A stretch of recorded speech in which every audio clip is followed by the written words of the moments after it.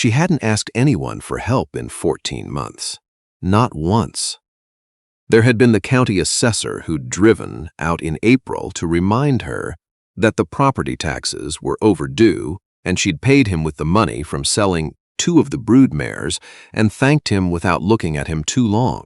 There had been the woman from the Methodist church in Harlan who'd brought a pie in November and sat in the kitchen talking about nothing for 40 minutes. And Josephine had listened and nodded and walked her back to her wagon and then stood on the porch watching the dust settle until there was nothing left to watch. But asking for help was a different thing entirely.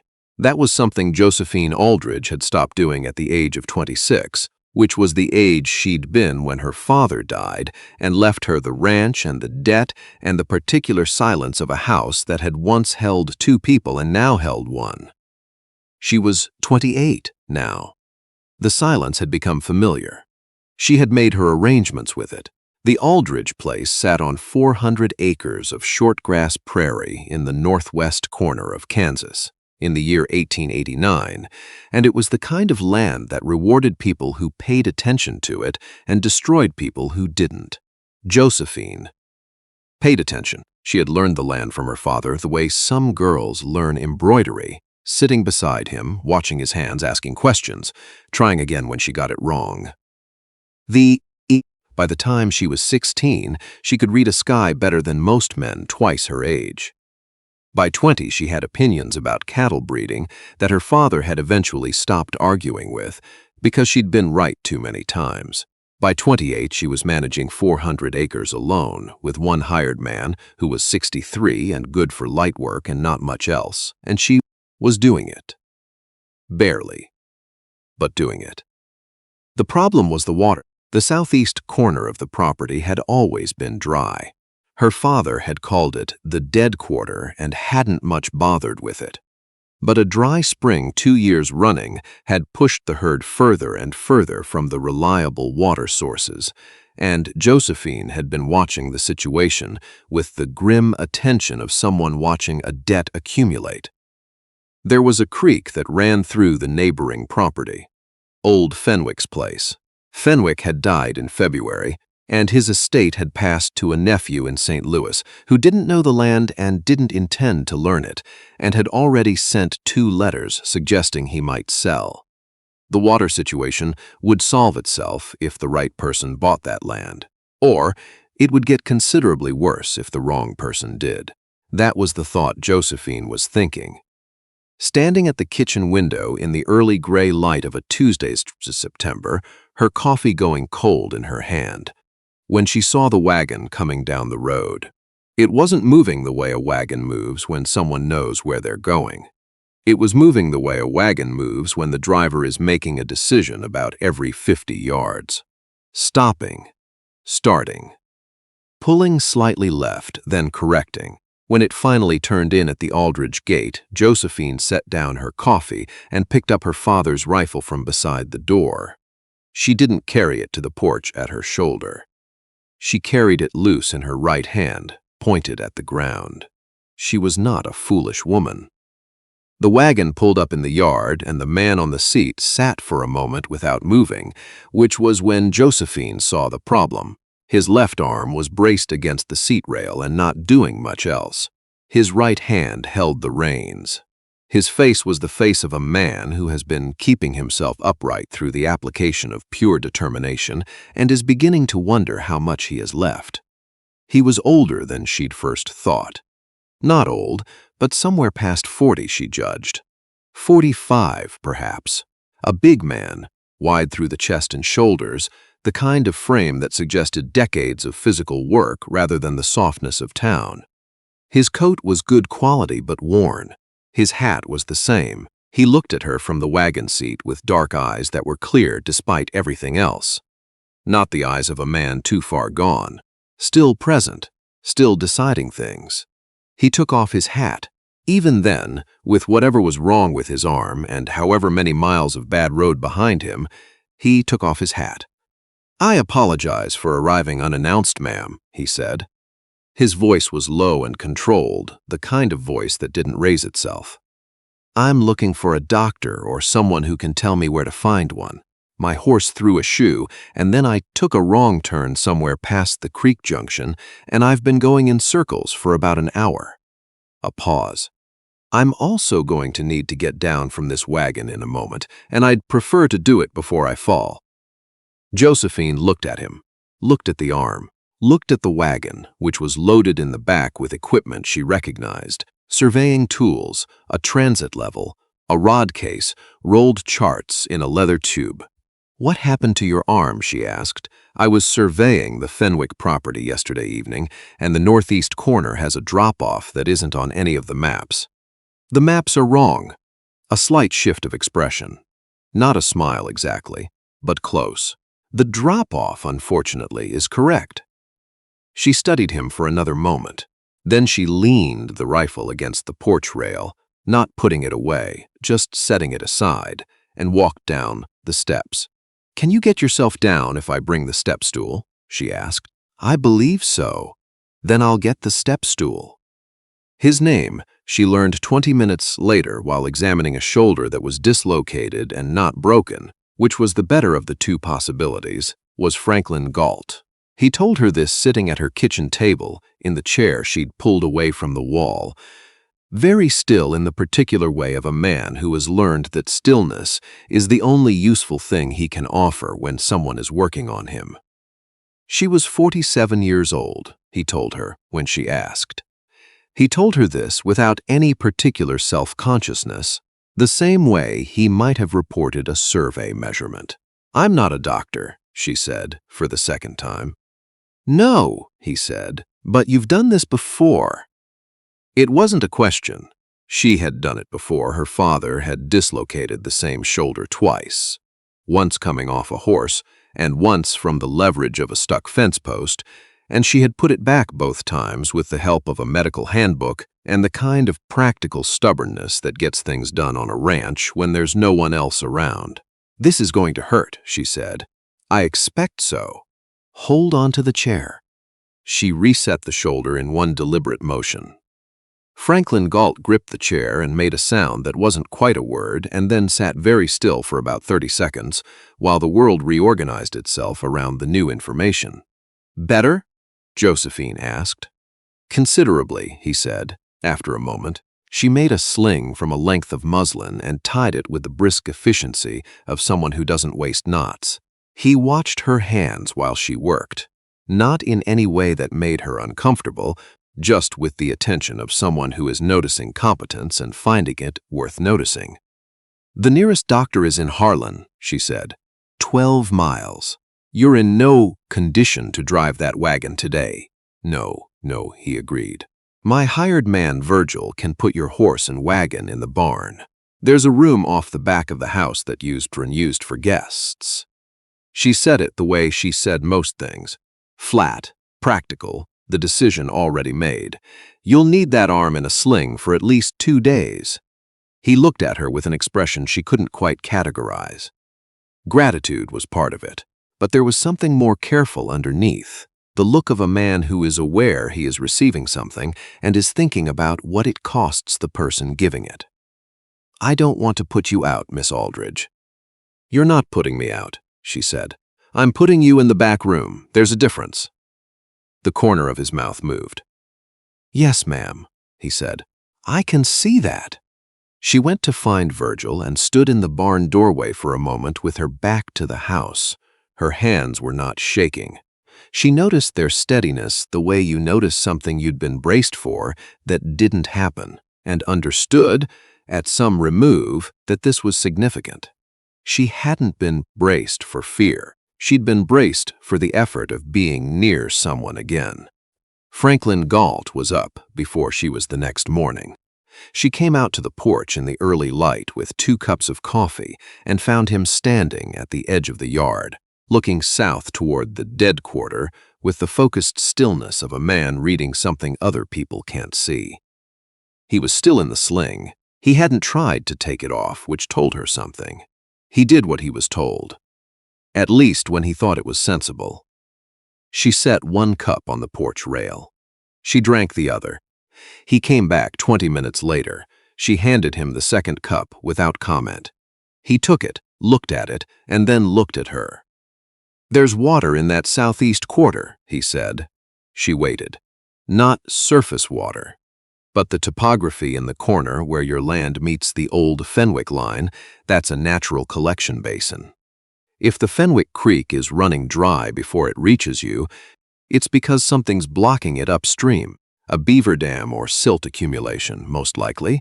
You could open that up, and gravity does the rest." Josephine looked at him. "My father looked at that quarter for 20 years. Your father didn't have a transit level and 3 days with nothing else to do," Franklin said. Then he caught himself. "Forgive me. That came out presumptuous." "No," Josephine said. "It came out like you might be right." She looked at the south line of the property, where the short grass went dry and brown. "What would it take to find out?" "A day's surveying when my arm is out of the sling. Your permission to walk the Fenwick line." He turned the cup in his hand. "I'm a land surveyor, Miss Aldridge. I was hired to survey the Fenwick property for the estate. I've been at it for 3 days. The northeast corner nearly killed me, as you know, but the rest of it I know well enough now." A pause. "There's water on that land. I've seen where it goes." She looked at him for a long moment, 47 years old, wide through the shoulders, clear eyes above the rim of a coffee cup that was slightly too small for his hands. "Breakfast first."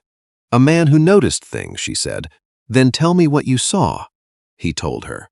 He told her over eggs and bread and the second pot of coffee, laying out the topography of both properties with the precise language of someone who has spent decades turning land into numbers and back into land again. He had a way of explaining that was not condescending and not oversimplified, that assumed she would understand if he was clear and then was clear. She found it was a more comfortable way of being spoken to than she'd had in a long time, possibly longer than she was willing to calculate. She was showing him the property records she kept in her father's desk when she noticed him stop and look at something on the wall. A photograph. Her father and mother, on the occasion of their 20th wedding anniversary, posed outside the house, her mother's hand tucked into the crook of her father's arm. "Your parents?" Franklin asked. "Yes. My father ran this place for 31 years. My mother died when I was 9. He was quiet a moment. "I'm sorry. My father used to say she was in the land," Josephine said. "That if you stayed in one place long enough, the people you loved became part of it." She'd said this to almost no one. She wasn't entirely sure why she'd said it now. "He believed that. Do you?" Franklin asked. She looked at the photograph for a moment. "I think I'm still deciding," she said. He nodded, as if that were a complete and reasonable answer, which was, she thought later, one of the things she'd remember about that conversation. That evening they ate supper with Virgil, who was 63 and sparse with words, and had the useful quality of not asking questions that weren't his business. Afterward, Franklin helped clear the table with his good arm, moving carefully around the kitchen with the consideration of a guest who is aware of the space he occupies. Josephine was washing the dishes when she heard him stop in the doorway. "Miss Aldridge." She didn't turn. "Thank you," he said, "for the shoulder." "And the rest of it." "The rest of it was practical," she said. "Yes," he said, "but practical things still cost something." She heard him walk down the hall to the back room. She stood at the sink for a moment, looking out the small window above it, at the dark yard, at the stars that had come out in the clear September sky. More stars than people in town ever seemed to notice, because in town there were other things to look at. Out here there was only the sky, and after a while you either stopped seeing it or you saw it for what it was. She had stopped seeing it sometime in the 14 months since her father died. She looked at it now through the window glass and felt, for the first time in a long time, that the world was larger than the work. She dreamed, that night, of her mother's hands in the garden. She hadn't dreamed of that in years. Now, I want to pause right here and ask you something directly. I've been telling this story for a while now, and I find myself wondering, where are you listening from tonight? What part of this country or this world has brought you to this story on this particular evening? Leave your answer in the comments below. Just your town, your state, your country. That's all. Because I've been telling stories like this one for a while now, and it still moves me to see where the words travel. If this story is sitting right with you so far, leave a like as well. It costs you nothing, and it means more than you know. Now, back to Josephine. The sling came off on the third day. Franklin had been careful with it, more careful than many men would have been, and Josephine had noticed this and not said anything about it. On the third morning, he appeared at the back door with his coat on and the transit level over his good shoulder and the rod case under his arm. "I'll start at the Fenwick Creek Junction," he said. "If I'm right about the silt blockage, I'll mark it," and Josephine said. "I'll come," Josephine said. He didn't make a production of this. He didn't tell her it wasn't necessary or that the terrain was rough. He said, "Bring a shovel. If I'm right, we won't want to wait." She brought the shovel. He was right. The blockage was 40 yards inside the Fenwick line, a dense mat of brush and silt that had accumulated over what looked like several seasons, diverting the creek water underground and southeast, away from the Aldridge property. It was the kind of problem that builds slowly, invisibly, until one day the water simply isn't where it used to be, and no one can quite say when it stopped.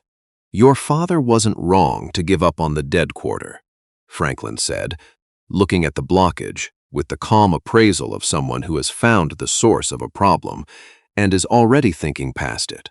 He just didn't know where to look. He didn't have a land surveyor with a transit level and a reason to be thorough, Josephine said.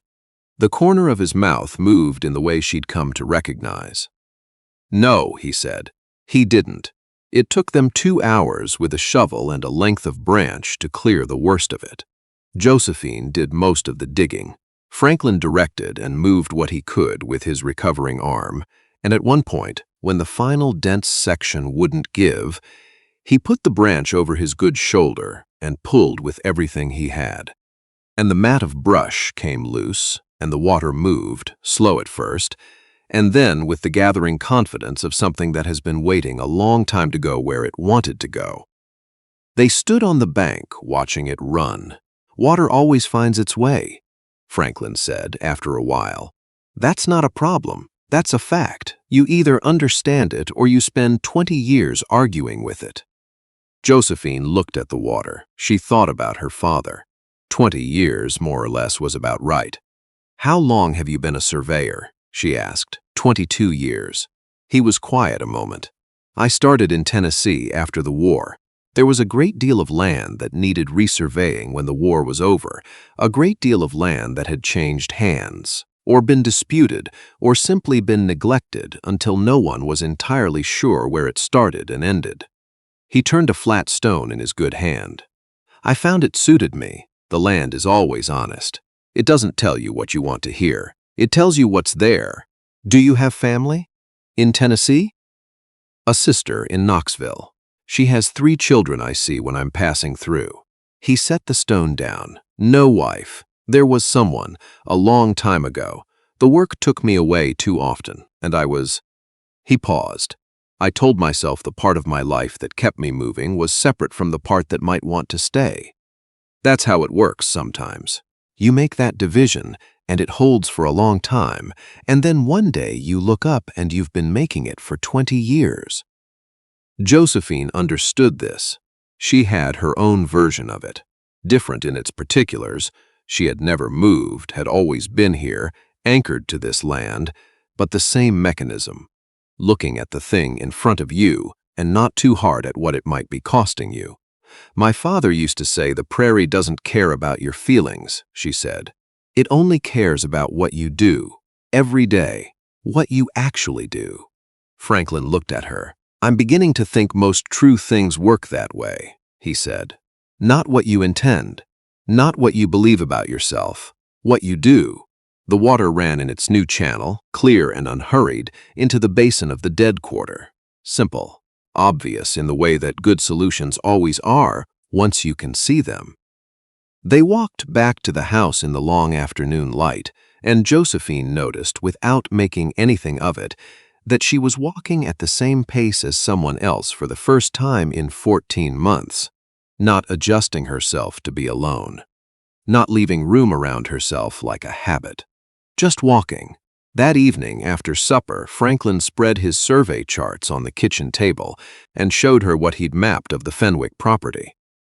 He showed her the water table readings, the elevation lines, the places where the land was good and the places where it had problems, and he explained all of it in the same clear and non-condescending way, assuming she would understand. And she did. "The nephew in St. Louis has had 2 offers," Franklin said at the end of it, "both from the same buyer. A man named Doyle who has been assembling land in this county for the past 3 years. He looked at her across the table. He's been waiting for water access on the Fenwick property. He hasn't had it because the creek was running underground. Once this survey is filed, he'll know the water is there." Josephine looked at the charts. "And then the price goes up, substantially." She was quiet for a moment. 400 acres property taxes already stretching her, the money from the mayor's long spent. What would it take to make an offer before the survey is filed? Franklin looked at her for a moment, then he looked back at the charts. "The survey doesn't have to be filed until I submit it to the estate," he said carefully. "I have a professional obligation to be thorough. Thoroughness takes time." She looked at him. "I might need," he said, "another week." "Another week," she said. "To be thorough," he said, "the northeast corner is genuinely complex, topographically speaking." "I see," Josephine said. She looked at the charts. She looked at him. "The back room is available," she said, "for as long as the work requires." He nodded, once. "Thank you, Miss Aldridge." "Josephine," she said. She'd said it before he could think about it. "You've put my father's shoulder back in and cleared my water channel. We're past Miss Aldridge." "Josephine," he said, in a way that put it carefully somewhere. She went to bed that night earlier than usual and lay in the too large silence of the bedroom with her eyes open, listening to the house settle around her, and to the very faint sound from the back room of a man's careful breathing and the occasional rustle of someone turning in an unfamiliar bed. Not alarming, not frightening, just present. She had not realized how loud the absence of it had been. He stayed the week. He surveyed. He was thorough. Genuinely, not as a pretense, spending each morning with the transit level and each afternoon writing up his notes with the particular care of a man who means his work to be right and permanent. In the evenings, he helped with whatever was useful to help with, which he identified without being asked. He and Virgil reshingled a section of the barn roof that had been worrying Josephine since spring. He helped her move 2 of the water tanks that had been in the wrong position. Not wrong, he'd said, just not as right as they could be, given the new flow. And he showed her how to read the grade of the ground so she could make that judgment herself next time. He did not explain things twice. He trusted her to have understood them the first time, and she always had. On the 6th day, a man came to the property. He arrived in a buggy, expensively dressed, with the particular confidence of someone who expects the world to move out of his way. He gave his name as Doyle and said he has business with the surveyor. Josephine met him at the gate. "Mr. Gault is working," she said. "I'll wait," Doyle said, starting to come through the gate. "On the road," Josephine said. She was not holding the rifle. She didn't need it. "This is private property. You're welcome to leave your card, and I'll tell him you called." Doyle looked at her with the look of a man who is recalibrating. Not pleasantly. "I'd like to speak to him directly." "I'm sure you would," Josephine said. "He'll be finished with his work when he's finished. Leave a card or come back tomorrow." He left a card. He did not come back. That evening, when she told Franklin, he was quiet for a moment. "Doyle is not someone who takes no easily," he said. I noticed, Josephine said. Josephine, he said her name the way he'd taken to saying it, not heavily, not lightly, just exactly. This is my problem, not yours. I don't want it landing on you. It already landed on my gate, she said. I answered it. She looked at him. What does he want from you? He wants me to file the survey with notation suggesting the water access is unreliable. A pause. He offered me a considerable amount of money. And you told him? I told him I would file an accurate survey as I am professionally obligated to do. His jaw had a set to it that she hadn't seen before. Not anger exactly, something quieter and harder. He wasn't pleased. No, she said. I don't imagine he was. She got up and put the coffee pot back on the stove. I have a letter I've been drafting to the nephew in St. Louis. I'd like you to look at it before I send it. You know the property better than anyone. He looked at her for a long moment. You're making an offer, he said. I'm making an offer on the water rights and the southeast parcel, she said. I can't afford the whole property, but I might be able to afford the part that matters. It's still going to be difficult, she said. Yes, I know. She pulled the draft letter from the desk drawer and set it in front of him. That's why I want to get it right. He read it. He made 2 suggestions. She incorporated them. She sealed the letter that night and sent it with the mail rider the next morning before she could revise it. The answer came in 10 days. The nephew accepted. Doyle's representatives had offered more money, but the letter. Franklin's 2 adjustments, it turned out, had been to make clear that Josephine's family had been neighbors to the Fentwick land for 30 years and understood its particular value in ways a distant buyer could not, had persuaded him. Josephine stood at the kitchen table holding the letter and felt the careful architecture of the past 14 months shift and resettle. Like the creek water, she thought. Finding a new way through. She was 28 years old. She had just bought water.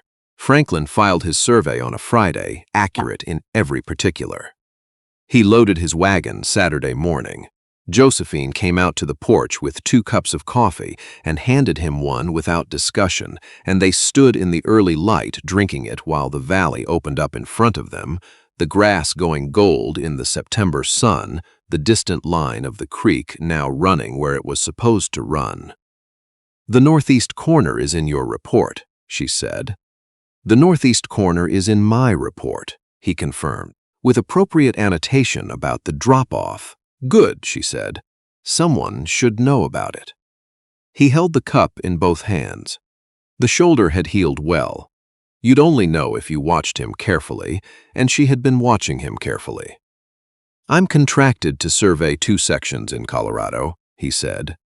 The work starts in 3 weeks. He was looking at the valley, not at her. After that, he stopped, started again. There's a county surveyor position open in Harlan. Josephine said nothing. She was looking at the valley too. I haven't applied, he said. I wanted to. I didn't want to do something foolish. He turned the cup in his hands. I've known you 9 days, she said. 9 days is 9 days. It is, she said, a silence. The valley ran out ahead of them, wide and gold and improbably large. Would it be appropriate, he said carefully, for me to write to you from Colorado? She was quiet for long enough that the morning birds started up in the cottonwood by the barn. My father used to say the prairie only cares what you do, she said finally, not what you feel, not what you intend. What you do every day. I remember, Franklin said. I think people work the same way, she said. She looked at him then, directly, in the way she looked at most things, straight and without apology. Write to me from Colorado, and when you've been there long enough to know whether you mean what you're writing. She paused. Come and tell me in person. He nodded. He put on his hat. He took up the reins. Franklin. He stopped. Finish that coffee, she said. The road will keep. He looked at the cup in his hand. Then he looked at her, and the careful management of his expression came apart, all at once. The way a well-made thing doesn't come apart easily, and then goes all at once. and she saw what was underneath it and found it was exactly what she'd thought. She turned and looked at the valley before she could let him see the same thing in her face. But she was already looking at it. Really looking. The way she hadn't been able to in 14 months. He rode out an hour later. Josephine went inside and stood in the kitchen with the 2 empty cups on the table. She looked at them for a while. Then she went to the back room and opened the window, the one that faced east, and caught the morning light, and showed you a long reach of valley all the way to where the land met the sky. She could see the road from there. She watched until the dust was gone. Then she went to work. She made only 1 cup of coffee at noon. She noticed this. She allowed it to mean something small and hopeful rather than something empty. The first letter came from Trinidad, Colorado on a Thursday in October, written in the careful hand of a man who had learned to write late and had made it mean something. 4 pages, and he wrote about the country, the mountains, which were different from Kansas in the way that large things are different from each other, not better or worse, just differently made. He wrote about the survey work, a grazing land dispute that had been running for 11 years and would be resolved, he expected, when everyone finally agreed to look at where the water actually went, instead of where they thought it went. He wrote about a horse he'd seen in Trinidad that reminded him, in its stubbornness, of the mule Virgil favored. At the end, in ink slightly darker than the rest, as if the pen had been set down and picked back up again, I find that I survey better in the mornings now, when the light is right. But I lose time in the evenings looking at the line of hills to the east and thinking about flat land. I didn't expect to miss flat land. Josephine read that sentence 3 times. Then she put the letter in her father's desk drawer, the only place in the house that felt right for something she intended to keep, and wrote back the same evening. She wrote about the water. The southeast quarter was not the dead quarter anymore. She'd taken to calling it the new pasture. And 2 weeks into the fall, the grass was already beginning to show what it could do with reliable water. She wrote about the cattle and about Virgil, who had taken to mentioning Franklin's name in passing with the frequency of a man who thinks he is being subtle. She wrote about the creek, which was running clear through its new channel, and about the oak tree at the south edge of the yard, which her father had planted the year she was born, and which had gone brilliantly gold in the October cold. And then, not in any one place but woven through all of it, the fact that she had been thinking about flat land differently lately, that she had always taken it for granted, the way you take for granted the things that have always been there, and that she was finding now she could see it. Really see it, in a way she hadn't before. She didn't say why. She thought he would understand without being told. She sealed the letter before she could reconsider. He wrote in November, 2 pages, shorter, but the sentences were more carefully made. The survey was complete. He had been offered an extension in Colorado and had told them he needed to think about it. "I am thinking about it," he wrote, in the direction of no. She wrote back 2 pages of her own. In December, a letter arrived that was 1 page and direct. "The extension has been offered twice now. I have declined it twice.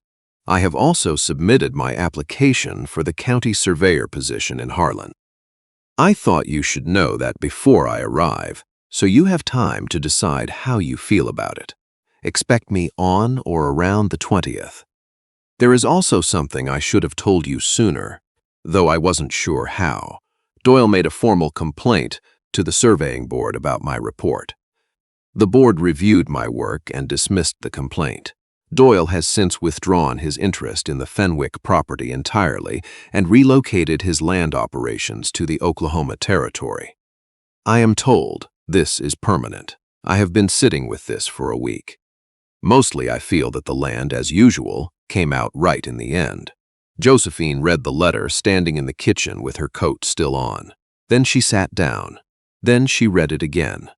Then she went to her father's desk and put it in the drawer with the others, and sat for a moment with her hand on the drawer. She did not write back to say, The 20th was inconvenient. He arrived on the 19th, a day early, pulling into the yard in the mid-morning with the particular look of a man who has been on the road a long time and is done with roads. He was different from how she remembered him, not in any way she could have articulated quickly, but settled in a way he hadn't quite been in September. Less of the traveling in him. His horse was in good weight, and he sat straighter, a man who had been going somewhere specific long enough to know what it felt like to arrive. He pulled up at the gate. He took off his hat. Josephine walked across the yard and opened the gate. "You're a day early," she said. "The road was better than expected," he said. She looked up at him in the pale December light, 47 years old, clear eyes, wide in the shoulder, a little stiff in the left side from where the cold hit old injuries, she'd wager. A man with good hands and a habit of looking at the land like it had something to say. "There's coffee," she said. "Come inside." He climbed down and tied the horse, and walked through the gate she was still holding open, and when he passed her, she let the gate swing shut behind them, and the soft sound of it closing was the sound of something that had been standing open long enough finally finding its proper position. They were married in April, when the prairie was showing the first hesitant green of spring.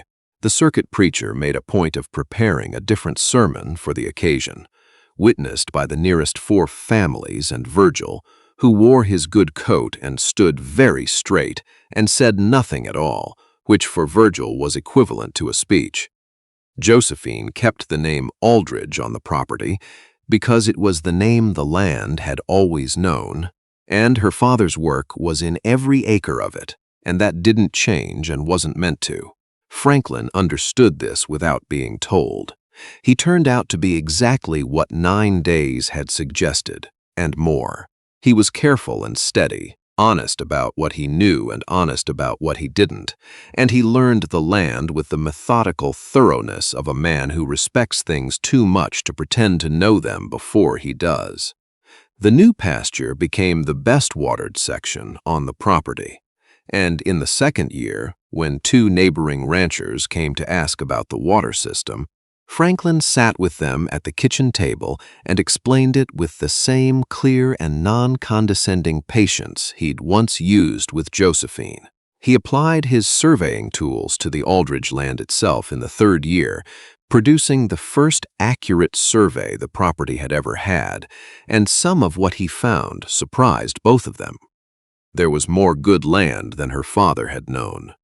"There is always," he told her, "more than the maps say." The maps only record what someone measured at one particular moment, with the instruments and the intentions they had at the time. The land itself is always more than that. Josephine had thought, in the months after her father died, that the capacity for this, for standing next to someone in the early morning light and finding the world exactly the right size, was something that came once to a life if you were fortunate, and did not come again. Her father had had it with her mother. She had watched it from a distance and understood it as something she might, in a different version of her life, find her way to.